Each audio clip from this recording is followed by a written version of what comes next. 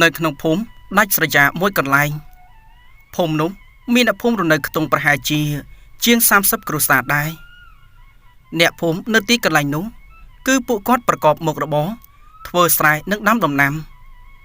អ្នកនៅទីកន្លែងនោះរស់នៅបានសុខសាន្តណាស់ព្រោះថាពួកគាត់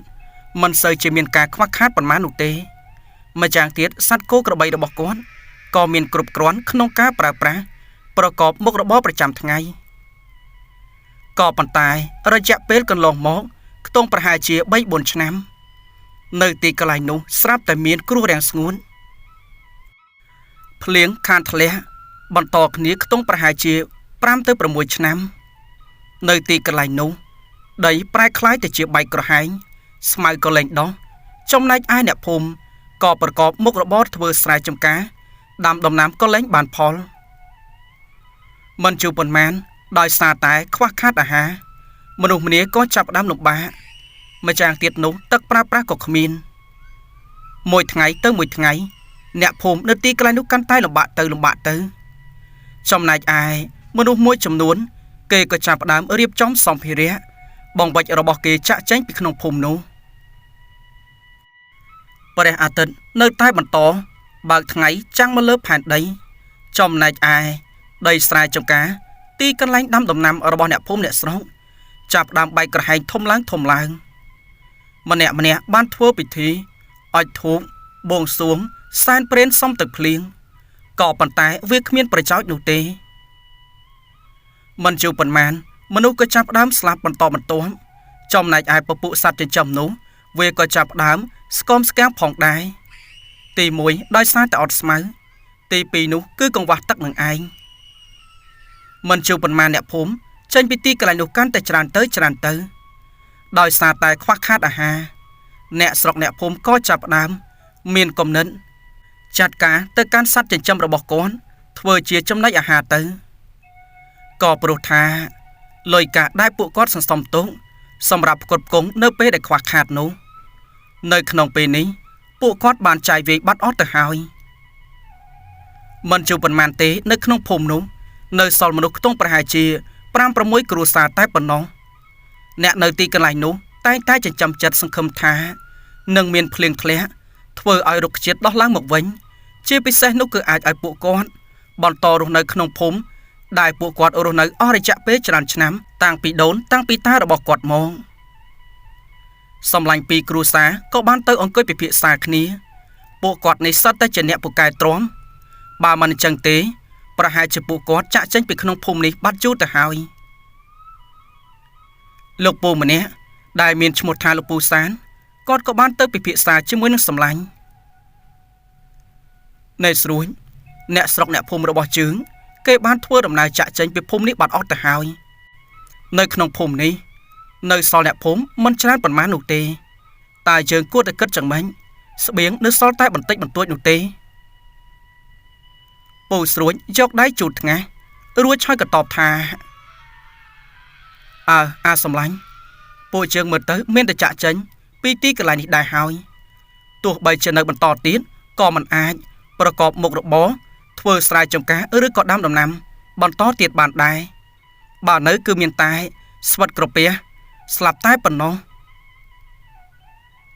ក្នុងពេលនោះផងដែរមីងឡៃដែលជាប្រពន្ធរបស់ពូស្រួយគាត់ក៏បាននិយាយថាមែនហើយឪវាយើងនៅសល់ស្បៀងបន្តិចបន្តួចដែរទុកគ្រាន់ធ្វើដំណើរតាមផ្លូវបើសិនជាអស់ស្បៀងប៉ុណ្ណេះទៀតយើងប្រកាសជាវីវមិនដឹងថាពេលណាទើបអាចធ្វើដំណើរចាក់ចេញពីតំបន់គ្រោះរាំងស្ងួតនេះបានទេបន្ទាប់ពីពិភាក្សាគ្នារួចពូស្រួយគាត់ក៏និយាយថានៅសានឥឡូវនេះមានតែសម្រាប់ចិនចាក់ចេញពីភូមិដ៏កំសត់នេះនៅក្នុងថ្ងៃស្អែកឯងទៅប្រាប់ប្រពន្ធកូនទៅពូសានសំឡឹងទៅកាន់មីងឡៃដែលជាស្ត្រីកំពុងតែពោពោះគាត់បាននិយាយថាណែអាសម្លាញ់តើប្រពន្ធរបស់ឯងទៅរួចដែរឬអត់មើលទៅគ្នាមានពោះមានពងផងពូស្រួយសំឡឹងទៅរកប្រពន្ធក្រោយមកគាត់បាននិយាយថាយ៉ាងមិនដែរម៉ែវាតើឯងធ្វើដំណើរទៅកើតដែរឬអត់អ្នកមីងឡៃដកដង្ហើមធំ ក្រោយមកគាត់ក៏តបថាទៅមិនរួចក៏ត្រូវតែទៅដែរព្រោះថានៅទីកន្លែងនេះមានតែផ្លូវស្លាប់មួយកូនមិនអីទេឪវាកូនទៅតែ2-3ខែទេតើក្រោយពីនោះទៅពូសានគាត់ក៏បានត្រឡប់ទៅផ្ទះសម្បែងរួចហើយប្រាប់ទៅកាន់មីងផាដែលជាប្រពន្ធគាត់បានសម្លឹងទៅកាន់សេកកូនប្រុសរបស់គាត់ដែលទៅតែមានអាយុចំនួន5ឆ្នាំតែប៉ុណ្ណោះបើសិនជាក្មេងនៅក្នុងតំបន់ផ្សេងមានអាហារហូបចុកគ្រប់គ្រាន់អាយុ5ឆ្នាំនេះក៏រៀងធំហើយដែរក៏ប៉ុន្តែសេកគឺជាក្មេងរស់នៅក្នុងតំបន់រាំងស្ងួតមានគ្រោះទុរភិក្សគេនេះមានរូបកាយស្គមរីងរៃពូសានអាណិតកូនប្រុសខ្លាំងណាស់ក្រោយមកគាត់ក៏និយាយថាណែកូនពងថ្ងៃស្អែកនេះពុកសម្រាប់ចិនចាក់ចេញពីស្រុកភូមិរបស់ជើងហើយមើលទៅមិនជឿមិនឆាប់យើងប្រកាសជាអាចរកកន្លែងថ្មីរស់នៅបានហើយទីកន្លែងនោះប្រកាសជាអាចឲ្យពួកជើងនេះប្រកបមុខរបរចិញ្ចឹមជីវិតបានពិតជាមិនខានទេកូនសេកគឺជាក្មេងស្ដាប់បង្គាប់ទោះបីជាគេនេះមានអាយុទៅតែ5ឆ្នាំក៏ដោយសេកបាននិយាយថាមិនអីទេពុកម៉ែទៅណាគឺកូនទៅនងកូនគ្មានបញ្ហានោះទេពូសាននិងមីងផាសម្លឹងទៅកាន់កូនប្រុសរបស់គាត់កូននេះនៅក្មេងទេក៏ប៉ុន្តែចេះណាស់ទឹកភ្នែករបស់អ្នកទាំងពីរក៏ចាប់ផ្ដើមស្រក់យកដៃទៅអើក្បាលកូនប្រុសមីងផាបាននិយាយថាកូនម្ដាយឯនេះពិតជាកំសត់ខ្លាំងណាស់កើតមកនៅចំសម័យគ្រោះទុរភិក្សគ្រួសាររបស់យើងហូបចុកមិនគ្រប់គ្រាន់បើសិនជាឯងហូបចុកគ្រប់គ្រាន់វិញនោះមិនដឹងថាឯងស្អាតប៉ុណ្ណាទេកូនបន្ទាប់ពីនោះទៅពួកគាត់ក៏ចាប់ផ្ដើមរៀបចំសម្ភារៈមួយចំនួនដែលអាចយកធ្វើដំណើរចាក់ចេញពីទីកន្លែងនេះបានក៏ប៉ុន្តែគឺធ្វើដំណើរថ្មើរជើងមើលទៅប្រហែលជាពួកគាត់យកសម្ភារៈទៅមិនបានច្រើននោះទេនៅក្នុងភូមិនេះមិនមែនថាអត់រទេះនោះទេរទេះគឺវាមានក៏ប៉ុន្តែសត្វគោក្របីត្រូវពួកគាត់នេះចាត់ការធ្វើជាចំណីអាហារបាត់អស់ទៅហើយដោយសារតែក្រពះពួកគាត់ត្រូវតែបង្ខំចិនមួយជប់ក៏បានកន្លងផុតក្រោយមកអ្នកទាំងពីរគ្រួសារនេះក៏ចាប់ផ្ដើមធ្វើដំណើរតិចចាក់ចេញពីក្នុងភូមិដ៏កំសត់របស់គាត់អនុស្សាវរីយ៍រាប់ពាន់ម៉ឺនសែនលានដែលបានបន្សល់ទុកនៅក្នុងភូមិដ៏កំសត់ធ្វើដំណើរបណ្ដើរពួកគាត់សម្រក់ទឹកភ្នែកបណ្ដើរចំណែកឯអ្នកនៅក្នុងភូមិនៅសល់ប៉ុន្មានគ្រួសារនោះពួកគាត់ក៏ចាប់ផ្ដើមរៀបចំសម្ភារៈចាក់ចេញពីក្នុងភូមិនេះដែរព្រោះថាក្នុងភូមិមានមនុស្សបាត់បង់ជីវិតច្រើនណាស់យប់ឡើងតែបានឮសម្រែកស្រែកធ្ងោហើយពួកគាត់ក៏ខ្លាចចំពោះអមនុស្សជាពិសេសនោះគឺពពួកសត្វឆ្កែចចកនិងពពួកសត្វខ្លានឹងឯងក្នុងភូមិនេះនៅមិនឆ្ងាយពីដែនព្រៃប៉ុន្មាននោះទេក្លិនសពប្រកាសជាជះភាយសំដៅចូលទៅក្នុងព្រៃជិះមិនរួចប្រកាសជាមានពពួកអមនុស្សដែលពួកវាចូលចិត្តស៊ីគម្រោងសាកសមប្រកាសជាចូលមកដល់ទីកន្លែងនេះកាលពីមុនមនុស្សនៅរៀងច្រើនផងនៅតែបានឮសំឡេងរបស់ពពួកខ្មោចព្រាយហើយចោះតម្រាំតែគេទៅអស់នៅសល់តែពួកគាត់ប៉ុន្មានគ្រួសារបើសិនជានៅប្រកាសជាត្រូវពួកវាលងបន្លាចពិតជាមិនខាននោះទេពួកគាត់ក៏ចាប់ផ្ដើមធ្វើដំណើរចាក់ចេញពីទីកន្លែងនេះដើរយូរទៅអ្នកទាំងអស់គ្នាក៏ចាប់ផ្ដើមបំបែកផ្លូវគ្នាមានតែពូសានជាមួយនឹងពូស្រួញដែលជាមិត្តសម្លាញ់ជាមួយនឹងគ្នាអស់រយៈពេលច្រើនឆ្នាំពួកគាត់នេះគឺមិនបំបែកផ្លូវគ្នានោះទេរួមគ្នាធ្វើដំណើរបន្តទៅមុខក៏ប៉ុន្តែគ្រោះទុរភិក្សមិនមែនជាគ្រោះធម្មតានោះទេតំបន់រាំងស្ងួតគឺវែងឆ្ងាយខ្លាំងណាស់ពួកគាត់បានហូបអាហារហូបចុកដែលបានត្រៀមដាក់មកជាប់ខ្លួននោះសឹងតែនឹងអស់បាត់ទៅហើយរយៈពេលជាងកន្លះខែពួកគាត់ក៏បានធ្វើដំណើរចេញផុតពីទីកន្លែងនោះរួចហើយក៏បានចូលទៅដល់ដែនព្រៃដែលមានធម្មជាតិខៀវស្រងាត់អ្នកទាំងពីរក៏ចាប់ផ្ដើមសម្លឹងទៅកាន់ដែនព្រៃនោះរួចហើយពូសាននិយាយថាសម្លាញ់ពួកជើងមានទីកន្លែងសម្រាប់ផ្ដាំជីវិតថ្មីហើយនោះគឺតំបន់ព្រៃភ្នំទេតាពូស្រួយចាប់ដៃសម្លាញ់រួចក៏និយាយថាទីបំផុតពួកយើងរកបានទីកន្លែងថ្មីហើយណែតោះពួកយើងស្រុតដំណើរទៅ ក្រៃនៅទីកន្លែងនោះមានទឹកផឹកខ្ញុំស្រែកទឹកខ្លាំងណាស់អ្នកគ្រប់គ្នាមានមុខក្រៀមចំណែកឯញើសបាយជោគពេញខ្លួនរយៈពេលប្រហែលថ្ងៃនេះពួកគាត់មិនបានងូតទឹកនោះទេកុំថាឡើយទៅរកទឹកងូតនោះសំបីតែទឹកយកមកផឹកឲ្យសើមកនេះក៏សឹងតែគ្មានដែរពួកគាត់ត្រូវតែសន្សំសំចៃដោយសារតែតំបន់ដែលពួកគាត់ធ្វើដំណើរមកនោះគឺជាទីកន្លែងខ្វះខាតទឹកក្រោយពីពួកគាត់ចូលទៅដល់ដែនព្រៃទាំងពីរគ្រួសារសប្បាយចិត្តខ្លាំងណាស់នៅក្នុងពេលនោះពូស្រួចបាននិយាយថា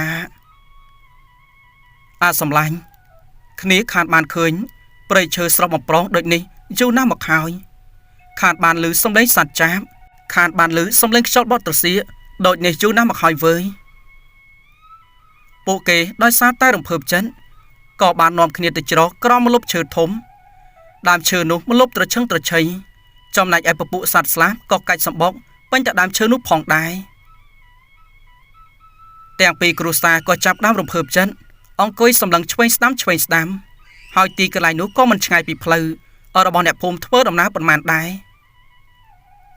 ស្របពេលនោះលោកពូសានក៏បាននិយាយថាតោះពួកជើងយកអាហារក្រៀមរបស់ជើងហូបបង្ហើយទៅទីកន្លែងនេះប្រកាសជាអាចរកមើមឈើឬក៏ផ្លែឈើព្រៃហូបបានពិតជាមិនខាននោះទេពួកជើងខានហូបឆ្អែតប្រហែលជាចិត្តកន្លះខែហើយហូបតែបន្តិចបន្តួចកុំឲ្យតែក្រពះស្វិតតែប៉ុណ្ណោះក៏ប៉ុន្តែពូសាននៅសល់អាហារតែពូស្រួចវិញគាត់មិនសល់នោះទេដោយសារតែឃើញពូស្រួចជាមួយនឹងប្រពន្ធអត់មានអាហារពូសានគាត់ក៏និយាយថានេះម៉ែវានេះយកចំណែកខ្ញុំនេះឲ្យទៅកាន់ស្រួចជាមួយនឹងឡៃទៅគេនោះមានពោះមានពងធ្វើដំណើរឆ្ងាយមកហើយណែមើលទៅប្រហែលជាគេឃ្លានខ្លាំងពេលនោះអ្នកមីងក៏សម្រេចចិត្តយករបបប្តីរបស់គាត់ឲ្យទៅកាន់ពីរអ្នកប្តីប្រពន្ធនោះក្នុងពេលនោះមីងផាក៏បាននិយាយទៅកាន់ប្តីគាត់ថាវាណែចំណែកឯងយកទៅឲ្យពួកគេហើយណែចំណែកខ្ញុំនេះជើងហូបពីរអ្នកទៅពូសានគាត់ប្រកែកដោយសារតែវាតិចខ្លាំងពេកតែមីងផាគាត់នៅតែបង្ខំប្តីគាត់ឲ្យទទួលយកទៅហូបព្រោះថារយៈពេលប្រហែលថ្ងៃនេះពូសានគាត់ហូបអាហារតិចទៅធម្មតាជីវិតប្តីប្រពន្ធត្រូវតែស្រឡាញ់និងចែករំលែកគ្នាទៅវិញទៅមកនៅក្នុងចំណោមមនុស្សទាំង3នាក់នោះមានតែសេកទេបានហូបរៀងច្រើនជាងគេបន្តិចក៏ប៉ុន្តែសេកមានរូបរាងកាយស្គមមើលទៅភ្នែករបស់គេនោះដូចជាស្លក់នៅពេលដែលពួកគាត់ហូបអាហារក្រៀមរួញអ្នកទាំងអស់គ្នាក៏បានសម្រាកបន្តិចស្របពេលនោះពូសានបាននិយាយថាណែសំឡាញ់ថ្ងៃរៀងខ្ពស់ដែរហើយតោះពួកជើងទៅរកមើមឈើព្រៃទៅក៏ប៉ុន្តែពេលនោះពូស្រួយគាត់ក៏និយាយថាមិនអីទេសំឡាញ់ណែចាំគ្នាធ្វើដំណើរទៅជាមួយនឹងឯងក៏ប៉ុន្តែនៅក្នុងពេលនោះក៏ស្រាប់តែមានបរិសម្នាក់មានវ័យខ្ទង់ប្រហែលជា50ឆ្នាំស្ដើងតែប៉ុណ្ណោះលោកអ៊ំនោះក៏បានធ្វើដំណើរសម្ដៅទៅរកពួកគេទាំងអស់គ្នាដោយសារតែឃើញសម្លៀកបំពាក់មើលទៅដូចជាមិនសមភ្នែកលោកអ៊ំក៏មានការងឿងឆ្ងល់ក្រោយមកគាត់ក៏បានសាកសួរថាអ្នកទាំងអស់គ្នាតើធ្វើដំណើរមកពីណាទៅមើលទៅកាន់អ្នកទាំងអស់គ្នានេះដូចជាមានរូបរាងកាយស្គមខ្លាំងណាស់ហូបចុកមិនគ្រប់គ្រាន់មែនឬទេពូសានលើកដៃសំពះសម្លឹងទៅកាន់លោកអ៊ំនោះមើលទៅគាត់ស្លៀកពាក់ដូចជាអ្នកមានធូរធារម្យ៉ាងទៀតសម្ដីសម្ដៅនិយាយចេញមកក៏ដូចជាអ្នកចេះដឹងដែរលោកពូសានគឺជាអ្នករៀនសូត្របានខ្ពស់ម្យ៉ាងទៀតគាត់ស្រឡាញ់អ្នកចេះដឹងខ្លាំងណាស់លោកពូលើកដៃសំពះទាំងញ័រដៃចម្ប្រងរួចហើយគាត់ក៏និយាយថាលោកបងពួកខ្ញុំជាអ្នកធ្វើដំណើរមកពីឆ្ងាយនៅក្នុងស្រុកភូមិនោះគឺមានគ្រោះទុរភិក្សណែអ្នកភូមិបាត់បង់ជីវិតច្រើនខ្លាំងណាស់ប៉ុន្មានឆ្នាំជាប់គ្នាគ្មានភ្លៀងមួយដំណក់នោះទេដោយសារតែมันអាចបន្តរស់នៅទីកន្លែងនោះបានពួកជើងទាំងអស់គ្នានេះក៏សម្រេចចិត្តចាក់ចេញឆ្ងាយពីស្រុកភូមិមករកត្រនំថ្មីក្រែងលោកអាចប្រកបមុខរបរចិញ្ចឹមជីវិតបានណែតើលោកបងធ្វើដំណើរទៅណាទៅ មើលទៅការស្លៀកពាក់របស់លោកបងមិនមែនជាអ្នកក្រនោះទេអំស័យបានញញឹមក្រោយមកគាត់និយាយថាអូខ្ញុំទៅតែធ្វើដំណើរចេញមកពីផ្ទះរបស់លោកសេដ្ឋីនៅឯខាងនោះខ្ញុំមានកិច្ចធ្វើដំណើរទៅខាងនោះបន្តទៀតណែអ្នកទាំងអស់គ្នាមកដល់ទីកន្លែងនេះយូរហើយឬនៅមីងផាគាត់ក៏និយាយថាលោកបងខ្ញុំទៅតែមកដល់ថ្មីនោះទេគិតថាទៅរកអីហូមក៏ប៉ុន្តែមិនតនឹងបានទៅផងក៏ស្រាប់តែបានឃើញលោកបងស្ពីបង្វិចចូលមកដល់ទីកន្លែងនេះទៅហើយអំស័យដកដង្ហើមធំសំឡឹងទៅកាន់ពួកគេទាំងមានចិត្តអាណិតអាសូរលោកអមបាននិយាយថាអើយធម្មតាធម្មជាតិព្រៃឈើតែបំរើផ្គត់ផ្គង់មកកាន់មនុស្សក៏ប៉ុន្តែមនុស្សជើងនេះកាប់បំផ្លាញពួកវាដោយគ្មានស្រណោះចុងក្រោយផលវិបាកនោះគឺផ្ដាល់មកពួកជើងវិញនឹងឯងខ្ញុំពិតជាអាណិតទៅកាន់អ្នកទាំងអស់គ្នាខ្លាំងណាស់ហើយក៏មិនដឹងថាអ្នកស្រុកអ្នកភូមិនៅទីកន្លែងនោះមានអ្នកបាត់បង់ជីវិតប៉ុន្មានអ្នកដែរ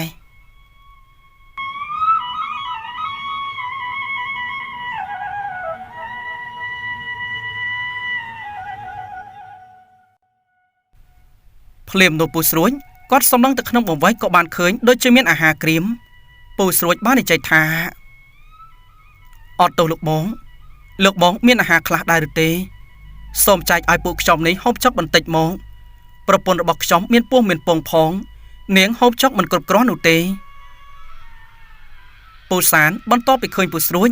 ហាមាត់សមទៅកាន់បរិសម្នាក់នេះគាត់ក៏និយាយថាណែស្រួយខ្ញុំទៅតែចែកអាហារឲ្យទៅកាន់ឯងទេតាគាត់ក៏ជាអ្នកដំណើរដែរគាត់ធ្វើដំណើរវែងឆ្ងាយដូចជាយើងមិនក៏ឯងទៅសុំអាហារពីគាត់អញ្ចឹងពូស្រួយបានតបថាណែសានអាសំឡាញ់ឯងគឺជាមនុស្សមានខ្លួនមួយដើរត្រុយក៏ប៉ុន្តែប្រពន្ធគ្នានេះមានពោះមានពងណែគេស៊ូមិនបានឆ្ងាយនោះទេធ្វើដំណើរមកដល់ទីកន្លែងនេះមិនដឹងជាអស់កម្លាំងកំហែងប៉ុន្មាននោះឡើយមិញផាគាត់ក៏និយាយទៅកាន់ពូស្រួយថាណែស្រួយខ្ញុំក៏មានកូនតូចដែរខ្ញុំពគេរហូតខ្ញុំក៏អស់កម្លាំងដូចគ្នាណាស់ហើយឪវាកុំចង់តមាត់តកអីបើសិនជាលោកបងគាត់មានឲ្យទៅកាន់ស្រួយទៅអំស័យគាត់បានញញឹមរួចហើយគាត់ក៏បានតបថាមិនអីទេអ្នកទាំងអស់គ្នាខ្ញុំមាននំក្រៀមបន្តិចបន្តួចទេតាណែយកទៅហូបទៅក្រោយមកលោកអមក៏បានចែកឲ្យទៅកាន់ពីរគ្រួសារនោះក៏ប៉ុន្តែពូសានគាត់មិនហូបនោះទេគាត់ឲ្យទៅកាន់ពូស្រួយជាមួយនឹងប្រពន្ធគាត់ដោយសារតែអាណិតទៅកាន់សម្លាញ់នឹងឯងខណៈពេលនោះលោកអមក៏បានសម្លឹងទៅឃើញក្មេងប្រុសម្នាក់ឈ្មោះតាសេងកំពុងតែអង្គុយនៅពេលនោះគាត់ក៏ចាប់អារម្មណ៍តែម្ដងលោកអមដើរតិចសំដៅទៅរកក្មេងប្រុសនោះរួចហើយគាត់ក៏និយាយថានេះលោកប្អូនក្មេងម្នាក់នេះគឺជាកូនរបស់ឯងមែនឬទេពូសានក៏បានតបថាមែនហើយលោកបងតើមានរឿងស្អីទៅអំស័យចាប់ដើមញញឹមរួចហើយគាត់និយាយថាណែក្មេងនេះមិនមែនធម្មតានោះទេនិស្ស័យរបស់គេខ្ពស់ខ្លាំងណាស់អនាគតប្រកាសជាថ្កងថ្កើងពិតជាមិនខានមើលឲ្យខ្ញុំសុំមើលខ្សែបាត់ដៃបន្តិចមើលក្រោយពីនោះអំសានគាត់ក៏បានទៅចាប់ដៃក្មេងមើលខ្សែបាត់ដៃនៅក្នុងពេលនោះគាត់ស្រាប់តែបានឃើញប្រជុយស្រងខាងនៅលើបាត់ដៃរបស់គេអំសាយញញឹមរួចគាត់ក៏និយាយថាច្បាស់ណាស់លោកប្អូនក្មេងនេះប្រកាសជានាំលៀបនាំសំណាងមកកាន់អ្នកទាំងពីរពិតជាមិនខានណែអ្នកទាំងពីរត្រូវតែថែរក្សាទៅកាន់គេឲ្យបានល្អអនាគតទៅក្មេងម្នាក់នេះប្រកាសជាយឹតយងអ្នកទាំងពីរអនាគតគេប្រកាសជាខ្លាចទៅជាសទ្ធិពិតជាមិនខានពូសានអស់សំណោចរួចហើយគាត់បាននិយាយថាលោកបងកុំនិយាយលេងសើចអីខ្ញុំនៅក្នុងពេលនេះរកតែអាហារហូបចុកមិនចង់បានផងអនាគតខ្លាចទៅជាសទ្ធិស្អីគេកូនប្រុសរបស់ខ្ញុំនេះមិនដឹងថារស់បានប្រហែលថ្ងៃទៀតនោះទេមិនឃើញទេរូបរាងកាយគេស្គមខ្លាំងណាស់ភ្នែកស្លក់ ក៏ប៉ុន្តែអំស័យគាត់បានញញឹមគាត់បាននិយាយថាលោកប្អូនខ្ញុំចាត់ទុកថាគឺជាគ្រូទូទាយម្នាក់ដែរម្យ៉ាងទៀតខ្ញុំក៏នៅក្នុងផ្ទះរបស់លោកសេដ្ឋីក៏មានរបៀនមន្តអាគមខ្លះខ្ញុំទាយច្បាស់ណាស់ក្មេងម្នាក់នេះប្រកាសជាមានអនាគតខ្ពស់ណែក្មួយប្រុសចាំអ៊ំឲ្យរបស់ស័ក្តិសិទ្ធិទៅកាន់ឯងមួយស្របពេលនោះអំស័យគាត់ក៏បានបែរមុខចេញរួចឆោយខ្សែខ្សែករបស់គាត់ចេញពីកនោះគឺជាខ្សែកដ៏មានអានុភាពអំស័យគាត់បានបិទភ្នែកប្រសិទ្ធិសូត្រសែបនៃមន្តអាគមបញ្ចុះបន្ថែមបន្ទាប់ពីនោះទៅគាត់បានញញឹមសម្លឹងទៅរកក្មេងប្រុសនៃក្មួយឯងឈ្មោះសេកមែនឬទេណែឯងយកខ្សែកនេះទៅពាក់ទៅថែរក្សាវាទុកឲ្យបានល្អវាគឺជារបស់ស័ក្តិសិទ្ធិអាចការពារខ្លួនឯងបានពពួកសត្វព្រៃក៏មិនហ៊ានចូលចិត្តឯងដែរម្យ៉ាងទៀតសម្បីតែពពួកអមនុស្សខ្មោចព្រាយបិសាចកាយក៏មិនហ៊ានប្រហើនចូលមកចិត្តឯងដោយសារតែអំណាចខ្សែកចង្គមខ្លះនេះអ៊ំបានប្រសិទ្ធិវារួចហើយពូសានបាននិយាយថាណែកូនប្រុសលើកដៃសំពះទៅកាន់លោកអ៊ំទៅកូនមើលទៅខ្សែកនេះមិនមែនធម្មតានោះទេកូនឯងរក្សាទុកទៅក្រោយមកអ្នកទាំង3ក៏បានលើកដៃសំពះទៅកាន់លោកអ៊ំសៃលោកអ៊ំបានអង្អើក្បាលសេករួចគាត់និយាយថាក្មួយប្រុសឯងពិតជាឆ្លាតខ្លាំងណាស់មើលទៅអនាគតយើងប្រកាសជាបានជួបគ្នាទៀតពិតជាមិនខានខណៈពេលនោះពូសានគាត់ក៏សាកសួរទៅកាន់អំស័យថាលោកបងនៅក្នុងព្រៃនេះមានដំឡូងព្រៃឬក៏ផ្លែឈើហូបផ្លែដែរឬទេអំស័យក្រេកមើលជុំវិញនេះក្រោយមកគាត់ក៏បានតបថា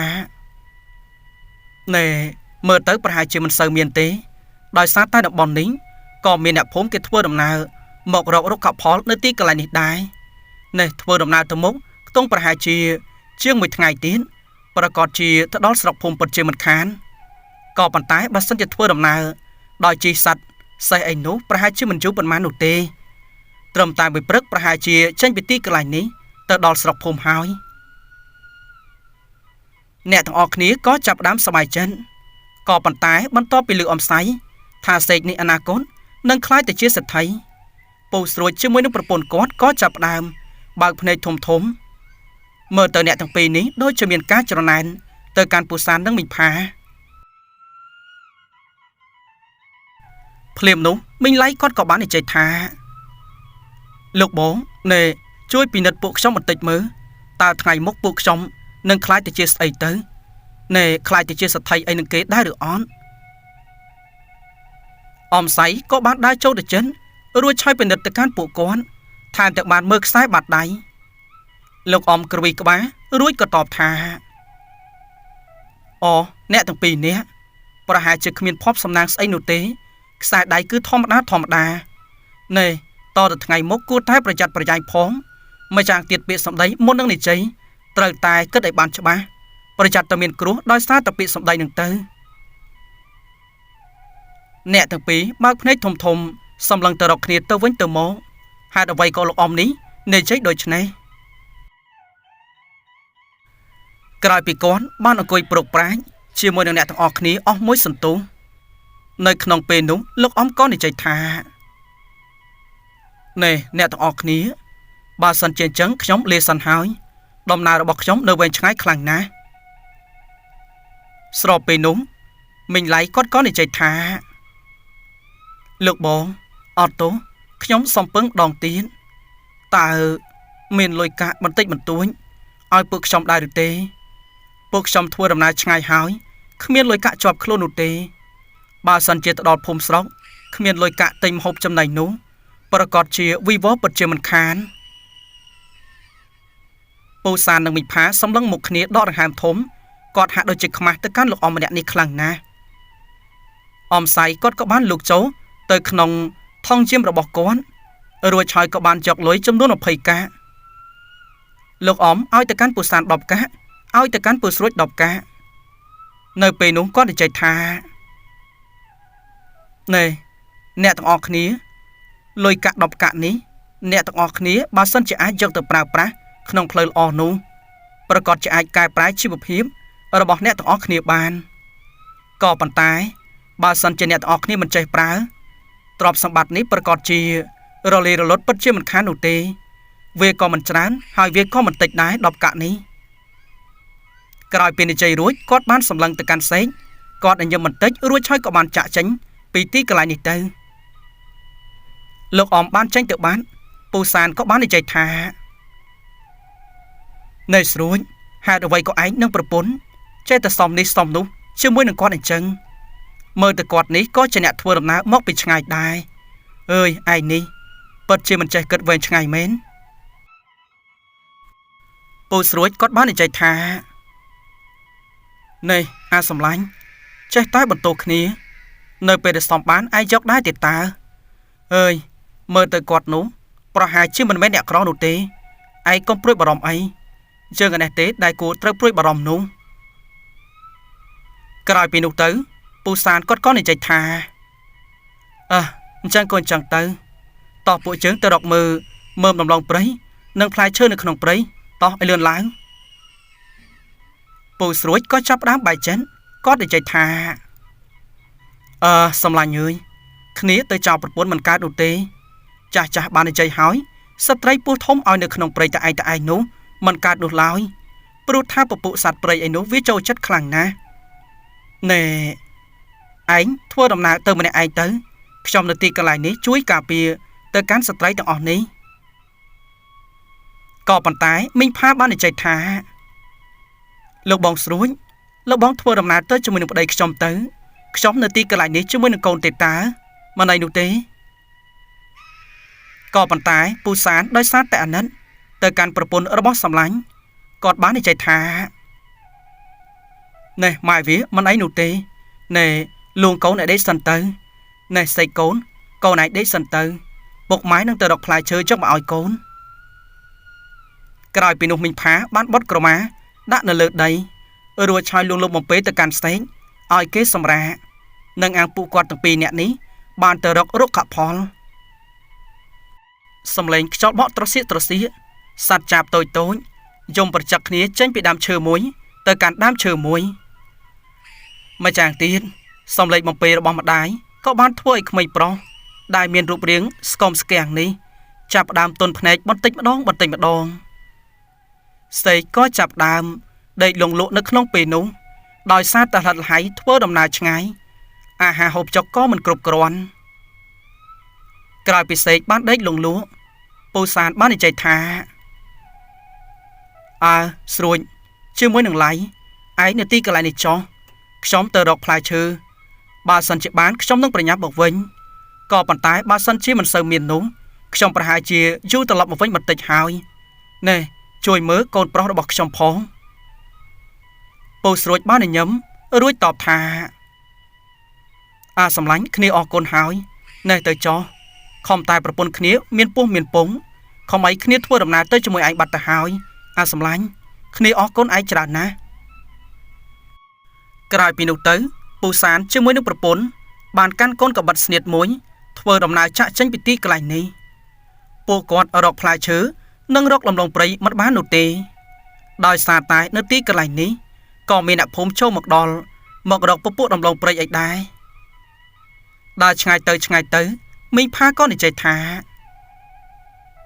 វាដូចជារឿងឆ្ងាយពីទីកន្លែងយើងទុកកូនចោលណែគិតចឹងម៉េចយើងគួរតែត្រឡប់ទៅវិញដែរទេពូសានដកដង្ហើមធំក្រោយមកគាត់និយាយថាណែម៉ែវាត្រឡប់ទៅវិញដែរទេចឹងម៉េចបើយើងចាក់ចេញមកហើយនោះដើរទៅមុខបន្តទៀតទៅក្រៃលោមានផ្លែឈើកូនយើងកំពុងតែឃ្លានទៅដែរទេនោះប្រកាសជាមិនកើតទេអ្នកទាំងពីរក៏ចាប់ដើមធ្វើដំណើរបន្តទៅមុខទៀតទៅចំណែកឯពូស្រួចនិងមីងឡៃក៏ចាប់ដើមសម្លឹងមកគ្នាចោះឡើង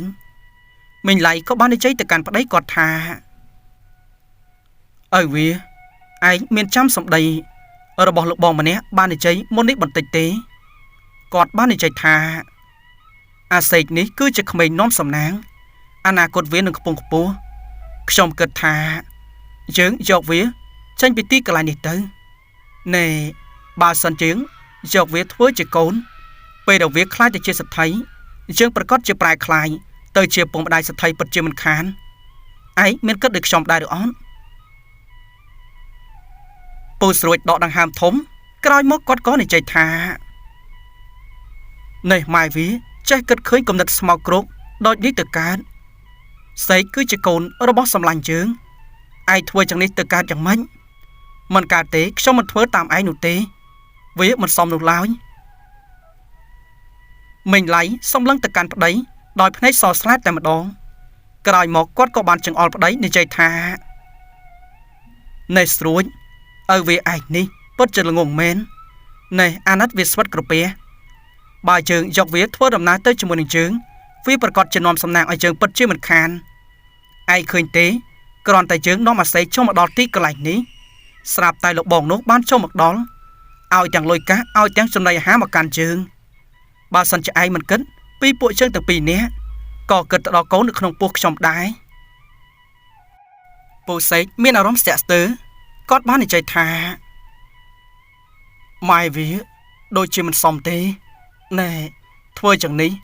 បើសិនជាសាននឹងផាគេបានដឹងតែយើងគិតយ៉ាងម៉េច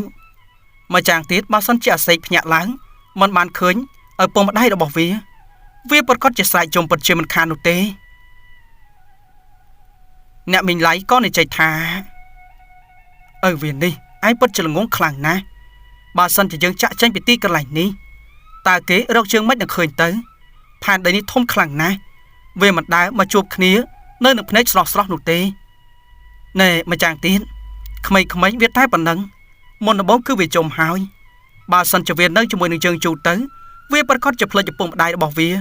ក្មេងប៉ុណ្ណេះវាមិនទាន់ចាំស្អីនោះទេក្រោយមកពូស្រួចគាត់ក៏បានជល់ព្រមហើយគាត់បាននិយាយថាណាស់ហើយបើសិនជាគិតអញ្ចឹងហើយពួកយើងប្រញាប់ធ្វើដំណើរទៅក្រែងលោសានជាមួយនឹងផាគេចូលមកដល់ឥឡូវនេះឯងកាន់សម្ភារៈ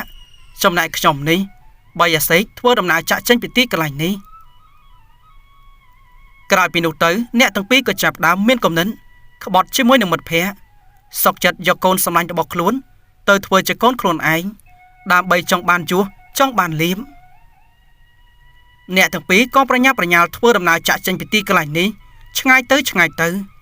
ពួកគេដើរឆ្ងាយរហូតទៅដល់ផ្លូវបំបែកជា3ហើយផ្លូវបំបែកនេះគឺជាផ្លូវបំបែកទៅរកស្រុកភូមិផ្សេងគ្នានឹងឯងនៅពេលនោះពូស្រួចក៏និយាយថាម៉ែវាតើយើងធ្វើដំណើរទៅតាមផ្លូវណាទៅផ្លូវនេះបំបែកជា3មីងឡៃបានចង្អុលទៅខាងស្ដាំក្រោយមកគាត់ក៏តបថានោះទៅខាងស្ដាំទៅឪវាជើងមិនចាំបាច់ដើរផ្លូវកណ្ដាលនោះទេធម្មតាផ្លូវកណ្ដាលនេះប្រកាសជាមានមនុស្សដើរច្រើនគេប្រកាសជាសួរនាំម្យ៉ាងទៀតបើសិនជាសានជាមួយនឹងផាគេធ្វើដំណើរមកដល់នោះប្រកាសជាបានសួរនាំទៅកាន់អ្នកធ្វើដំណើរតាមផ្លូវគេប្រកាសជាដឹងថាយើងយកកូនរបស់គេមកពិតជាមិនខាននេះដើរផ្លូវខាងស្ដាំនេះទៅដូចជាមិនសូវមានមនុស្សដើរនោះទេប្តីប្រពន្ធដែលមានគំនិតអាក្រក់នេះក៏ចាប់ដើមនាំក្មេងប្រុសចាក់ចេញពីទីកន្លែងនេះដើរសម្ដៅទៅតាមផ្លូវនោះទៅចំណែកឯពូសាននិងមីងផាដើរយូរទៅស្រាប់តែបានជួបដើមចេកមួយគុំនៅពេលនោះពូសានបានឃើញផ្លែចេកទុំលឿងចាន់ឆ្អៅតែម្ដងគាត់សប្បាយចិត្តណាស់ក្រោយមកគាត់ក៏បានស្រែកហៅប្រពន្ធម៉ែវានោះដើមចេកមួយគុំនោះមើលណោះមានផ្លែទុំលឿងល្អខ្លាំងណាស់ពួកយើងប្រកាសជាឆ្អែតពិតជាមិនខានឲ្យលឿនឡើងអ្នកទាំងពីរក៏ចាប់ដើមធ្វើដំណើរសម្ដៅទៅកាន់ទីកន្លែងនោះរួចហើយពួកគាត់សប្បាយចិត្តណាស់បន្ទាប់ពីគាត់បានឃើញផ្លែចេកទុំឡើងលឿងតែម្ដងពេលនោះពូសាននិយាយថាម៉ែវាចាំជួយត្របន្តិចខ្ញុំកាប់រំលំដើមចេកនេះអ្នកមីងគាត់ក៏បានជួយទុំខណៈពេលនោះលោកពូក៏ចាប់ដើមយកកំបិតរបស់គាត់កាប់ដើមចេកនោះបន្តិចម្ដងក្រោយពីនោះពួកគាត់ក៏បានកាប់យកចេកមួយស្តងនោះចេញពីដើមអ្នកមីងផាគាត់បាននិយាយថាវាផ្លែចេកទុំល្អខ្លាំងណាស់យើងហូបពី3ផ្លែសិនទៅណែឲ្យមានកម្លាំងចាំយកវាធ្វើដំណើរ សំដៅទៅជួបជាមួយនឹងសម្លាញ់ពូសានគិតបន្តិចគាត់តបថាណែមិនកើតទេម៉ែវាធ្វើដូច្នេះមិនសមនោះទេផ្លែចេកមួយស្ទងនេះគឺនៅពេញល្អខ្លាំងណាស់បើសិនជាយើងបេះ 4-5 ចុកមកហូបចំអែតក្រពះនោះបន្ទាប់ពីយកវាទៅដល់ទីកន្លែងរបស់សម្លាញ់ជើងវិញសម្លាញ់ប្រកាសជាគិតថាពួកជើងនេះមិនមានចិត្តស្មោះត្រង់ជាមួយនឹងគេបានរបស់ឆ្ងាញ់លួចលាក់ស៊ីមុន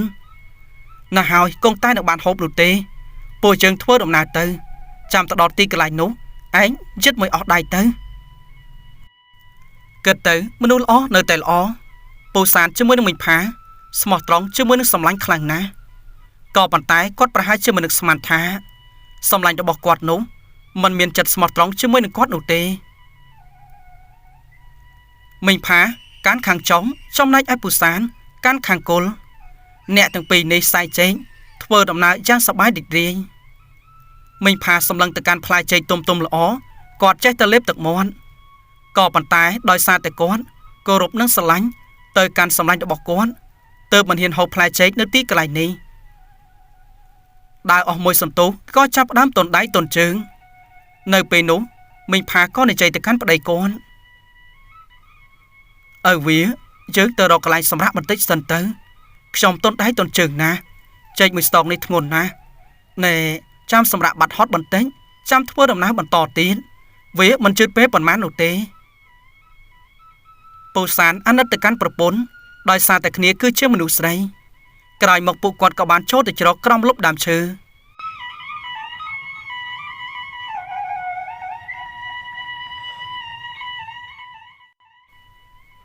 ពូសានសម្លឹងទៅកាន់ប្រពន្ធចេះតែលេបទឹកមាត់សម្លឹងទៅកាន់ផ្លែចេកនៅពេលនោះមិញផាក៏និយាយថាឪវាណែឲ្យខ្ញុំហូបមួយផ្លែទៅខ្ញុំឃ្លានខ្លាំងណាស់ខ្ញុំគ្មានកម្លាំងធ្វើដំណើរបន្តទៅមុខទៀតនោះទេពូសានដកដង្ហើមធំរួចហើយក៏បានកាត់ចេកមួយផ្លែឲ្យទៅកាន់ប្រពន្ធគាត់បាននិយាយថាណែម៉ែវាហូបមួយផ្លែសិនទៅ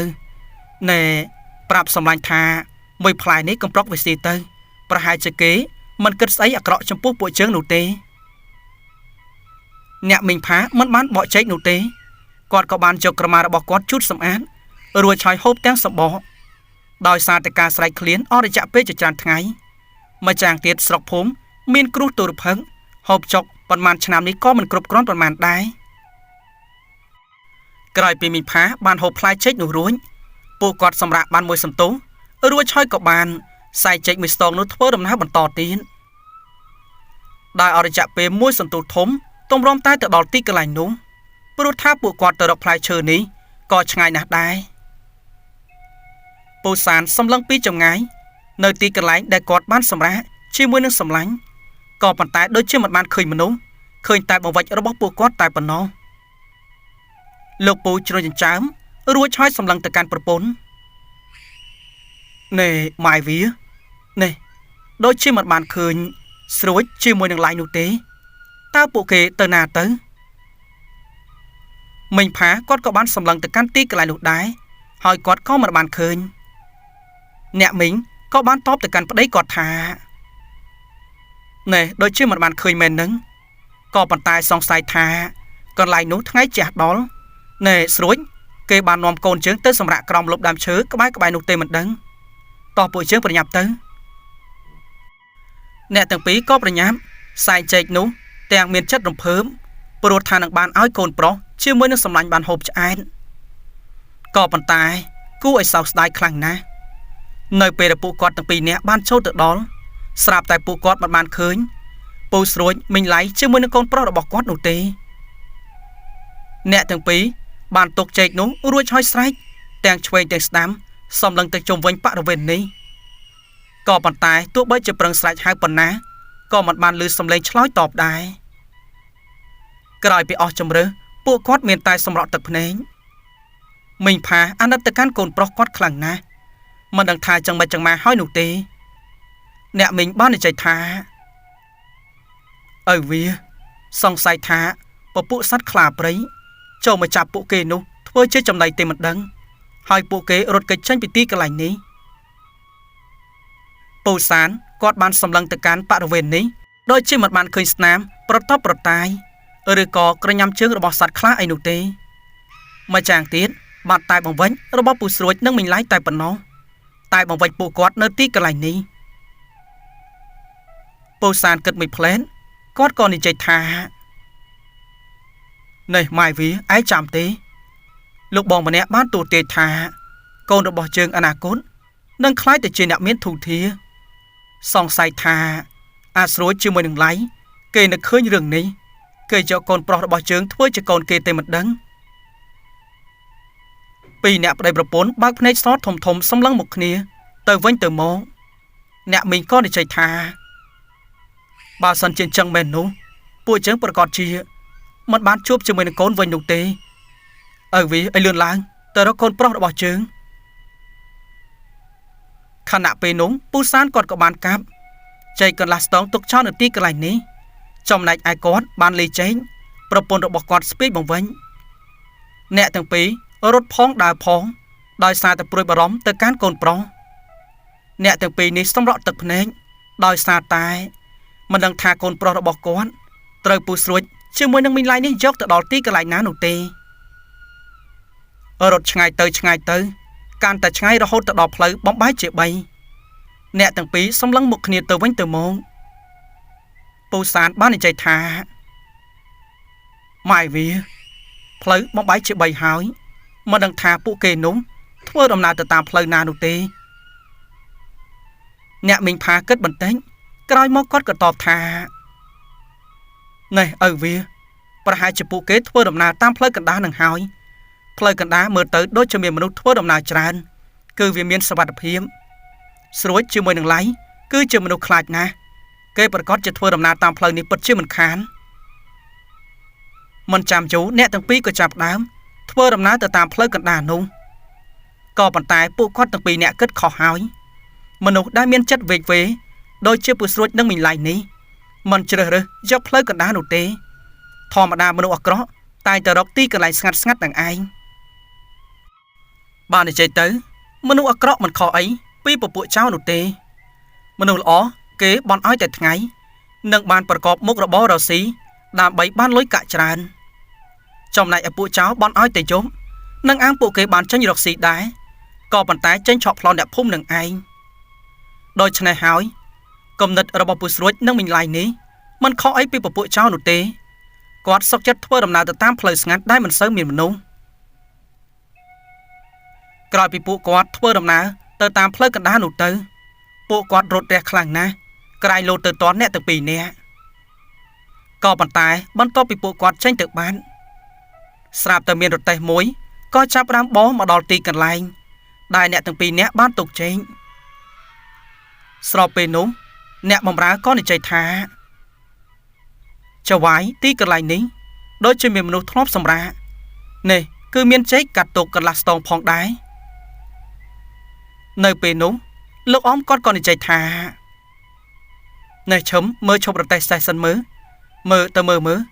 ប្រហែលជាចេកគេទៅកាប់ចោលថ្មីទេមិនដឹងពូឈឹមបានឈប់រទេះរួចឆយក៏បានដើរសម្ដៅទៅរកចេកកន្លះស្ទងដែលពូសាទបានកាប់ទុកចោលលោកពូបានស្ទាបជាប់ទៅហាក់ដូចជាមិនមែនចេកទុកយូរប៉ុន្មាននោះទេគាត់បាននិយាយថាណែចៅវាយចេកដូចជាប្រហែលជាទៅនឹងកាប់ក្នុងថ្ងៃនេះនោះទេតើយើងគួរតែយកដែរឬអត់ពេលនោះលោកអំប្រាក់បានសម្លឹងទៅកាន់លោកអំសេរីដែលជាប្រពន្ធរបស់គាត់ក្រោយមកគាត់ក៏បានសួរថាម៉ែវាតើយើងគួរតែយកចេកនេះដាក់លើរទេះដែរឬអត់អំស្រីគាត់តបថាយកមកឪវាយកវាមកទុកនៅលើរទេះមកគឺជាចេកធម្មជាតិទេតាមើលទៅប្រហែលជាអ្នកយកទៅនោះគេយកទៅមិនអស់ដោយសារតែវាធ្ងន់ខ្លាំងពេកឃើញទេផ្លែចេកនេះធំខ្លាំងណាស់អំប្រាក់ក៏និយាយថាឈឹមនឹងហើយយកចេក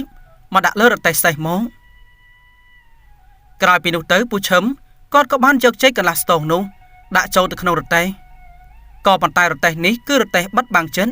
មិនមែនជារទេះសេះចំហធម្មតានោះទេបន្ទាប់ពីនោះទៅ អំប្រាក់គាត់ក៏បាននិយាយទៅកាន់ប្រពន្ធគាត់ថានេះម៉ែវានេះសៃគេបានទោសទេថាពួកយើងចង់មកដល់ព្រៃនេះប្រកាសជាបានកូនបានចៅក៏ប៉ុន្តែធ្វើដំណើរយូរណាស់មកហើយដូចជាមិនបានឃើញអ្នកណាម្នាក់តទេសោះអ៊ំស្រីសេរីក៏តបថាឪវាយើងមិនទាន់ដល់ផ្លូវបំបែកជា3ណាសម្លាញ់របស់ឯងគេបានទូទាយហើយទេតើថាទៅដល់ផ្លូវបែកជា3ឲ្យយើងទៅតាមផ្លូវស្ដាំប្រកាសជាបានជួបក្មេងដែលត្រូវជាក្មេងនាំសំណាងមកឲ្យពួកយើងម្យ៉ាងទៀតពួកយើងគ្មានកូនគ្មានចៅ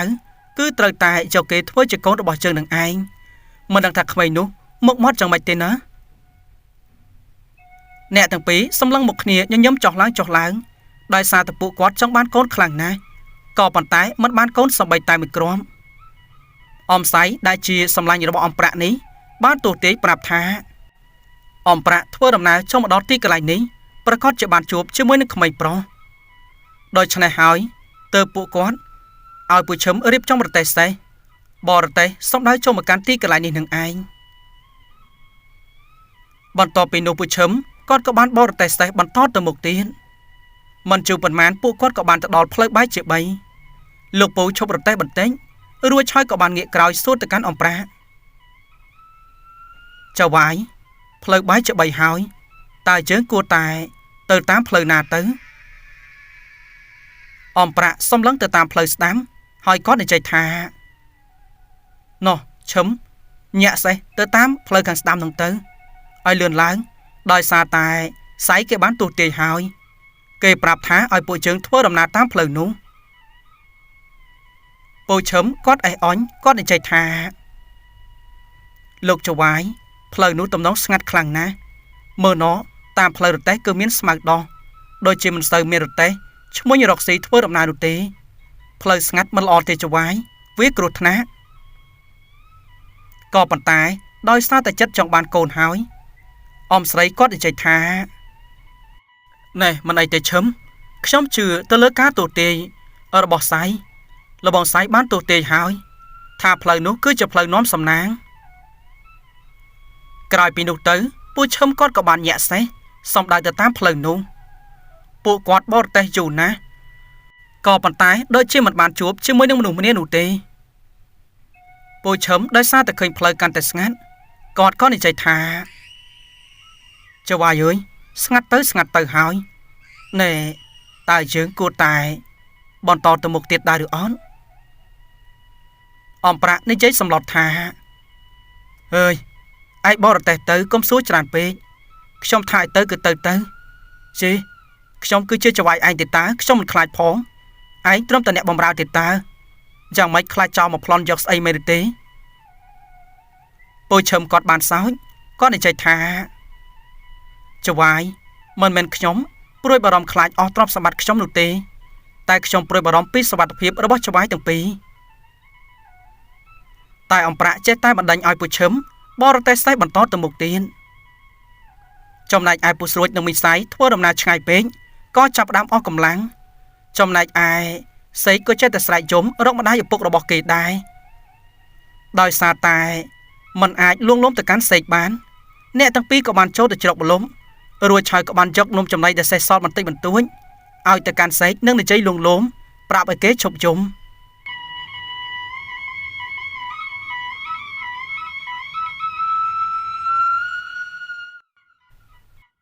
ក៏ប៉ុន្តែមនុស្សសេកមិនមែនដូចក្មេងធម្មតានោះទេ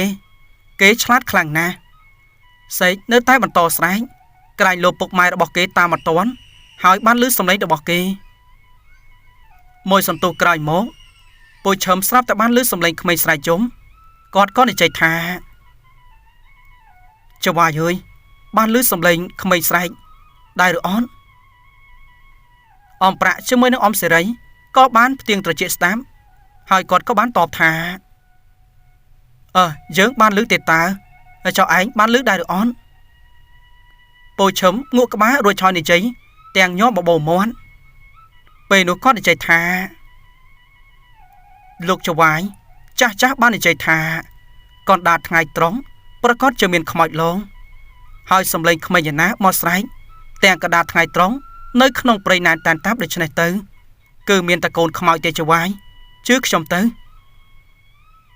សម្ដីរបស់ពូឈឹមម្ដងនេះក៏ធ្វើឲ្យអំប្រាក់ជាមួយនឹងអ៊ំសេរីរៀងព្រឺសម្បល់បន្តិចដែរនៅពេលនោះអ៊ំប្រាក់ក៏និយាយថាម៉ែវាគិតយ៉ាងម៉េចទៅអាឈឹមនិយាយម្ដងនេះដូចជារៀងសមហេតុសមផលរបស់វាដែរនៅកណ្ដាលព្រៃណែនតែនតាប់មិនមានមនុស្សដូចនេះតើមានក្មេងមកស្រែកយំយ៉ាងម៉េចទៅឬក៏កូនខ្មោចដោយអាឈឹមបាននិយាយអ៊ំស្រីគាត់បានទះប្តីរបស់គាត់បន្តិចហើយគាត់និយាយថាស្អីគេសត្វតែជាមនុស្សប្រុសនេះអាវុធដាវមាននៅក្នុងរទេះសេះទៀតតើធ្វើដំណើរទៅមើលពួកជើងមាន3នាក់កណ្ដាលថ្ងៃត្រង់ចេះតែខ្លាចខ្មោចទៅកើតទៅមើលឈឹមបរទេះទៅមុខបន្តទៀតទៅពូឈឹមគាត់ញាក់សេះតិចតិចភ្នែករបស់គាត់ក្រឡេកក្រឡាប់មើលឆ្វេងមើលស្ដាំមើលទៅលើដើមឈើខ្ពស់ខ្ពស់ក្រែងលោបានឃើញកូនក្មេងកំពុងតែស្រែកយំនៅលើដើមឈើនោះមើលទៅក្នុងចិត្តរបស់ពូឈឹមប្រហែលជាគាត់កំពុងតែគិតថាថ្មនេះមានខ្មោចកំពុងតែបំពេកូននឹងឯងក៏ប៉ុន្តែបន្តិចក្រោយមកស្រាប់តែគាត់ទៅដល់ទីកន្លែងដែលបានឮសំឡេង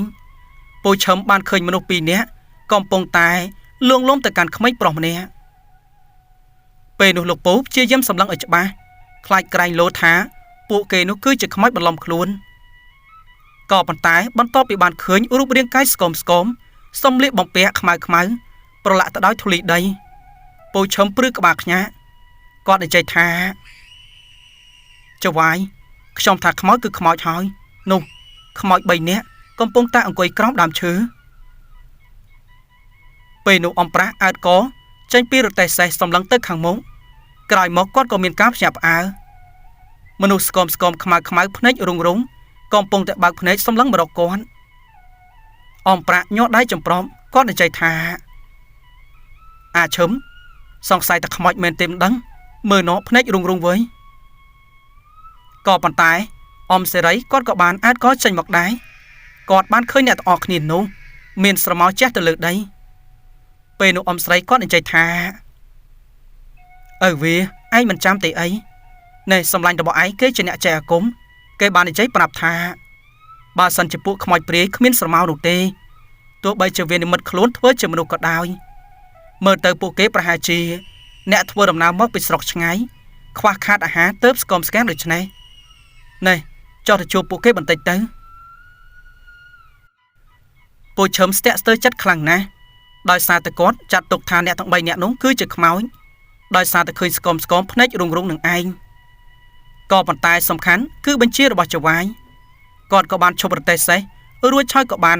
ឲ្យចៅវាយរបស់ពួកគាត់ទាំង2នាក់ចុះទៅលើរទេះសេះដើរសម្ដៅទៅរកអ្នកទាំង3ពូឈឹមកាន់ដាវជាប់រួចឆោយមិនហ៊ានដើរឆ្ងាយពីចៅវាយនោះទេព្រោះថាចង់ការពារចៅវាយតាមពិតទៅពូឈឹមគឺជាមនុស្សខ្លាចមែនក៏ប៉ុន្តែគាត់គឺជាមនុស្សស្មោះត្រង់ទោះបីជាគាត់ខ្លាចក៏ប៉ុន្តែគាត់នៅតែចិត្តចៅវាយដើម្បីការពារទៅកាន់ពួកគេអ៊ំស្រីបានដើរចូលទៅចិត្តរួចឆោយគាត់ក៏បានសួរថាណែអ្នកទាំងពីរតើនេះគឺជាកូនរបស់អ្នកឯងមែនឬទេមិនក៏វាស្រែកយំខ្លាំងម្ល៉េះពូស្រួយក៏បានតបថាណែនេះគឺជាកូនរបស់ខ្ញុំក៏ប៉ុន្តែពួកខ្ញុំធ្វើដំណើរមកឆ្ងាយអត់សូវមានអាហារហូបចុកគ្មានទឹកផឹកគ្រប់គ្រាន់ដេកនោះក៏មិនស្គមកូនរបស់ខ្ញុំវាឈឺរហូតដល់មមាយវាហៅតែឪពុកម្ដាយរបស់វាទាំងខ្ញុំទាំង2នាក់នៅទីកន្លែងនេះទៅហើយអំប្រាក់សំឡឹងទៅកាន់ក្មេងប្រុសគាត់មានចិត្តអាណិតអាសូរខ្លាំងណាស់នៅក្នុងពេលនោះគាត់និយាយថានេះហើយចុះអត់មានគិតថាទៅរកគ្រូម៉ោអីឲ្យផ្សាយផ្សំថ្នាំដើម្បីជួយសង្គ្រោះទៅកាន់ក្មេងនេះទេអីមិញឡៃលើកដៃសំពះនិយាយថាណែលោកបងពួកខ្ញុំរកតែលុយកាក់ទិញអាហារហូបចុកមិនបានផងទៅរកលុយកាក់ឯណាទៅរកគ្រូពេទ្យមកព្យាបាលទៅកាន់ក្មេងនេះណែខ្ញុំមិនដឹងថាគិតយ៉ាងម៉េចបន្តទៀតនោះទេបើសិនជាគេនៅតែបន្តការយំស្រែកស្របពេលនោះផងដែរមិញឡៃក៏បានទាញប្តីរបស់គាត់រួចហើយខ្សឹបតិចថានេះទៅពេមើលទៅពួកគេទាំង2នាក់នេះប្រហែលជាអ្នកមាន មើលទៅប្រហែលជាអាសេចនាំសំណាងមកទៀតហើយខ្ញុំគិតថាយើងលួងអាសេចលួងមិនបាត់នោះទេហើយយើងក៏គ្មានលុយកាក់ចិញ្ចឹមវាដែរយើងលក់អាសេចឲ្យទៅកាន់អ្នកទាំងពីរអ្នកនោះទៅពូស្រួចគាត់គិតថាធ្វើដូច្នេះមិនសមហេតុផលនោះទេទោះយ៉ាងណាក៏និស្សិតនេះគឺជាកូនធម៌របស់គាត់ដែរពូស្រួចបានប្រកែកនៅពេលដែលអ្នកទាំងពីរអ្នកខ្សឹបខ្សៀវគ្នាជូរពេកអំប្រាក់គាត់ក៏បាននិយាយថានេះអ្នកទាំងពីរមានផលវិបាកអីមែនឬទេមេងឡៃក៏បានធ្វើជាយំរួចក៏និយាយថា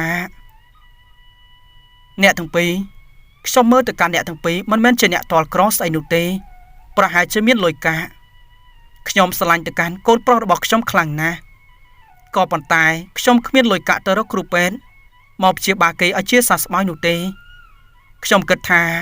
ចង់ប្រគល់កូននេះឲ្យទៅកាន់អ្នកទាំងពីរវានេះគឺជាមនុស្សនាំលៀបនាំសំណាងតាំងពីខ្ញុំធ្វើដំណើរចូលមកដល់ទីកន្លែងនេះគឺជួបតែសំណាងល្អរហូត